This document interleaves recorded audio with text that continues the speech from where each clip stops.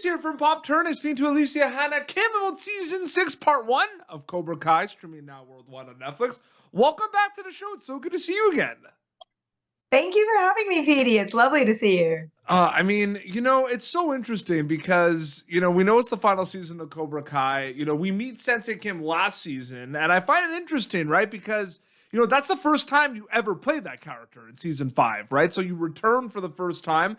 Are you familiar with this character enough? Are you learning more? What's that like kind of returning to play this character for Season 6? Oh, yeah. It's so intense putting the braid back on. You know, I've had this whole year-long break where I've just had normal hair and been a regular person. And then the minute that they stick that braid back on, Extreme Lady is back again. So it's very easy for me to get back into her character because it is so, iconic in the look, and that really helps me. But definitely, this season is a ride. I wish I could tell you everything.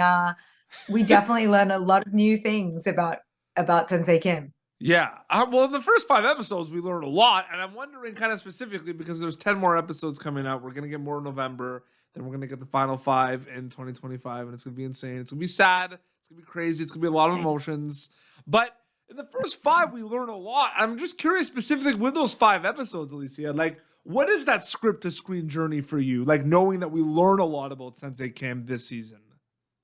I think first 5 episodes are really fascinating because we see her in her home base, in her tojang with her students, and we're just introduced to this entire new dojo of new students. We've got the big reveal that Master Kim is in fact alive. Mm-hmm. Such a plot twist. And then we get an insight into her relationship with him and how she came to be. And then we get this sort of backstory of her and Kreese, which is, I think, quite sweet. Yeah.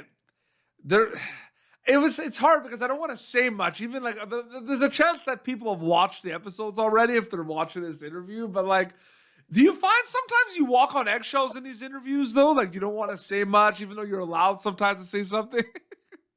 Hugely because of the 3-part release, and so in my mind, I just experienced everything in one go, and it was just a ride and a roller coaster, and I know what happens, and it's absolutely bonkers. But I've just been really tiptoeing around sort of my big mouth and not trying to spoil what happens in part 2 and then part 3, which is, separately so wild. And so I'm trying to be really careful. Absolutely. So much happens before you go to camera on a season of Cobra Kai. You've done this for 2 seasons now. There's a lot of discussions, figuring everything out. Then you go and film it. So in a lot of ways, you can see it as 2 journeys from a storytelling acting perspective.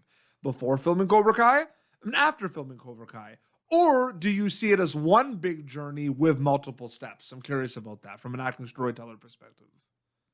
No, definitely for me, there's before and there's during and there's after. Obviously, we're in the after phase now. And so it's really about kind of sharing the story with the fans and getting that behind the scenes out of there and really trying to connect with everyone as we go on this last season together. And then during filming is a completely different experience.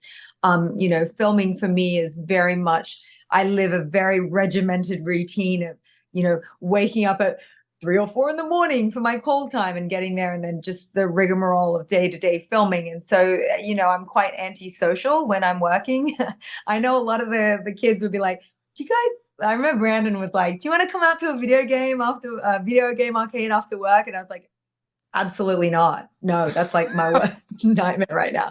So I'm quite antisocial and sort of in it while I'm filming. And then before, obviously, is getting in physical shape and just preparing and getting the scripts. And so it's a definitive separate process for me. Very happy to be in the after now. It's bittersweet because I love the actual filming of it, Yeah. But it's nice to be able to share it with fans. I think the release is going to be very exciting. It's so crazy. And, it's crazy because, the first 5 episodes dropped, and even the first 5 episodes, I mean, it's not a season of Cobra Kai unless there's a dojo swap. Let's be honest. There's always going to be people changing dojos. 100%, but we have that. We have that right there. You have that right away in 5. Tori is back at Cobra Kai. We could say that. Yes. I think I have to put the whole spoiler alert in the video. Spoiler.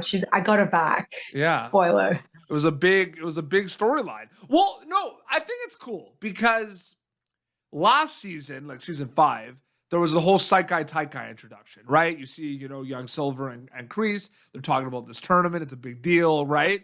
So Yeah. it kind of like is around in season 5 of the discussion of it. But this season, it's Sekai Taikai, right? It's getting the dojos together, like it's all that. What was that like finally like filming that stuff specifically for the tournament? Oh man. Yeah, that was like the most exciting because I think the tournaments in the past, they've been smaller, they've been local.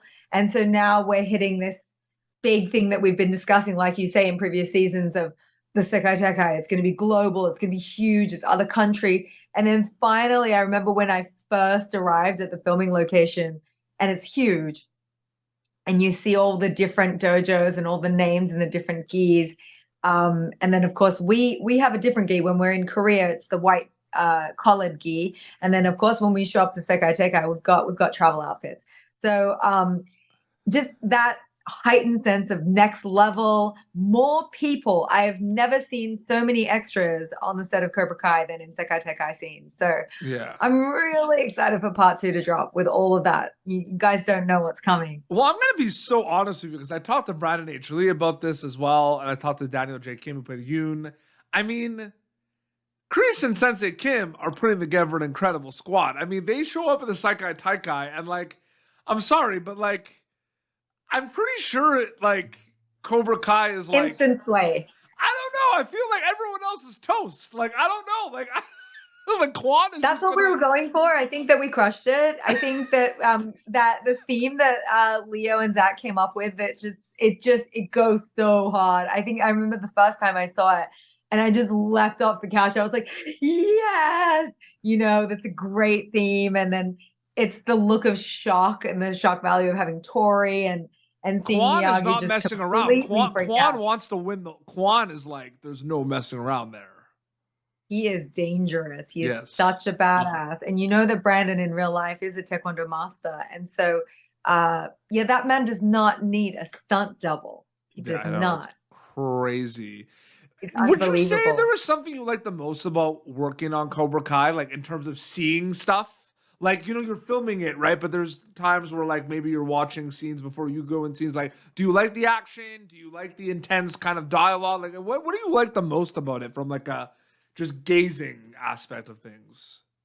There's 2 things that I love the most. One of them, which is I think sort of a nostalgic, sentimental values. Every time you see Ralph in his Karate Kid, Miyagi-Do headband, that's really, it's so touching to see. And he still looks so good in it. So you're in Karate Kid universe. But yeah, second of all, for me, the most thrilling part is to watch the fight scenes unfold. Like I know how much work it takes to get into that scene and for everyone, and you're seeing it in the stunt dojo. But when you see it play out on the mat, and the actor or whoever's doing it is nailing that take, it's absolutely thrilling.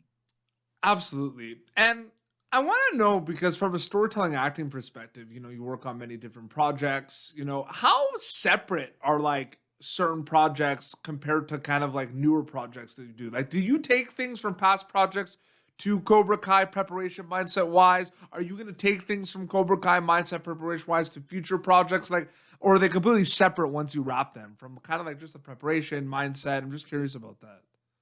I think for me, it's separate because every character is different. However, if I was going to go to another show or another project that had such an intense physical aspect, I think that I really appreciate the foundation of Cobra and understanding that rigorous training through stunt dojo to screen to filming. That process is something that I learned uniquely through Cobra Kai. And so I would really look forward to doing some more action. But in terms of character, no. I mean, they're always separate projects for me. I think the only thing that becomes cumulative is your experience as an actor. But Cobra is just the sweetest experience ever. I take with me so many good memories of times on set with everyone. 100%. And you are such a good actor, I will say. Like, you're so good at this show. But specifically, like, we did the interview for last season. Everyone in the comments was like, oh my God, she's so nice in real life. Well, I find these comments kind of fun. Like, there's a lot of really great comments I'm getting on TikTok and on Instagram. It's like, her on the show, her in real life. And it's like her on the show was like stabby things, and then her in real life like a bunch of daisies. And I'm like, but if I was like her in real life, someone would have to arrest me. Like it's pretty normal that I'm the opposite. It's pretty normal, because it would be weird if you, Petey, were like, no, I met her and she's exactly the same as Sensei Kim. That's She's messed like, up. sweep the leg or I'm logging off, or like something like that. Right? She made me punch a solid rock. She was so intense. You know, that would be weird. That would be weird. No, for sure. Well, it's actually good. Like a couple questions before we wrap up. I mean, it's interesting because, you know, you mentioned, you know, seeing kind of like Ralph put on like the gear and everything, and you know, from the nostalgia. I feel like it's so interesting because, and I'm wondering what it was like when you joined, because you joined 5 seasons in, right? So I'm just curious, like everyone that's on this show, like from an actor, storyteller wise, are in a unique situation, because it's like there's familiar territory and unfamiliar territory at the same time, because we know some of these characters from the Karate Kid universe, but a lot of these characters like we've never seen before, right? And then we find out maybe season for season there's ties and connections to the Karate Kid universe. Like, do you think about that a lot? Because I feel like that's one of the coolest things about being part of Cobra Kai, right? Like, I would say. Yeah, absolutely. I mean, Cobra's genius, and that's really Josh, John, and Hayden. Their genius is really melding those legacy characters with new characters that make sense in that universe, and the way that they interact with each other is really down to their writing and their construction of this entire world. And I think what's really interesting for me is to watch people like Ralph and Billy and Marty and Thomas, and they've played these characters, I would say 30, 40 years ago. And for them to revisit them and have them still make sense in a continuing storyline is such a tribute to our showrunner's genius and our writing team. And then the encouragement and support they lend to the younger cast. So obviously, like all the kids, I mean, I call them kids, but they're adults, but like Xolo, Peyton, Tana, Mary, and having their characters really sort of meld well with the adult characters. It's just, I mean, it's a great world. It's so thoughtfully constructed because the big three are such fans of the original film. Yeah, 100%. And it's so cool to see, because those are all the theories online, right? Like who's like related to who. Like there's always that, right? Like they look at the whole kind of like catalog of characters from the films, and they look at the new characters of Cobra Kai, and it's like, is anyone related to each other? Like there's so many theories about that. Yeah, they take care of the world. Like they really respect the fandom and they respect the world. And so when you have that kind of thoughtfulness all the way through, you can have that speculation of like, is that so-and-so's daughter, and who's coming from the old movies and going to show up here? And I think we've had almost everyone, so it's super cool. Absolutely. Season 6, part 1, streaming now worldwide on Netflix. I mean, people are just going back and rewatching the first 5 episodes, season 6, like crazy. Like I see it in the comments, and they're just going back and watching it. We know we're getting part 2 weeks earlier. We're getting it November 15th now, which is great. Yes. And then we will get the ever remaining 5 in 2025. So again, 2025. You guys don't know what's coming. It's going to be crazy. Take my word for it. It is going to be crazy. Alicia, so great chatting with you again. Thank you so much for coming back on the show. Thanks for having me, Petey. So great. Your Instagram is the best way where people keep up to date with everything, right? Sure. Absolutely. Is your name? Instagram. I have a it's at the Alicia Hannah on Instagram. I have a TikTok now. Wow. I've waded into the weird world of TikTok, and that's been really fun too. Awesome. Find me on social. I'm there. Absolutely. Well, this has been Pop Turner. YouTube.com/PopTurner for previous episodes. You can, of course, catch Alicia Hannah-Kim as Sensei Kim in season 6, part 1 of Cobra Kai, streaming now worldwide on Netflix. Till next time, this is Alicia and Petey Beats signing off. Thank you for tuning in to Popternative. Make sure to check out our past episodes of Popternative on YouTube. This has been an Autograph Communications production.